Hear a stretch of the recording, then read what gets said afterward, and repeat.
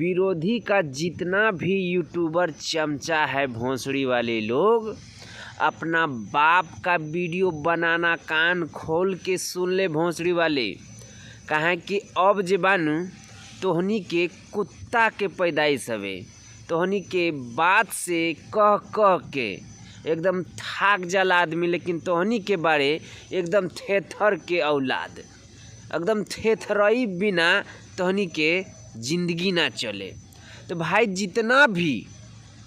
YouTuber लोग है इतना गांडूगिरी करता है और पावर स्टार पवन सिंह को नाम से ले करके व्यूज कमाओ, पैसा कमाओ, इससे कोई प्रॉब्लम नहीं, लेकिन बुराई जो करता है ना, अब से जो है ना, जो पावर स्टार पवन सिंह का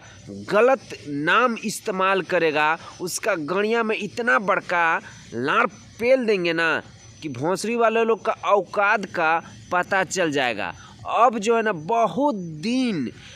दिन इस सब का जो है ना नौटंकी हम देख देख के तंग आ गए हैं। इसी वजह से अब जो है ना विरोधी भोंसड़ी वाले का जितना भी यूट्यूबर चमचा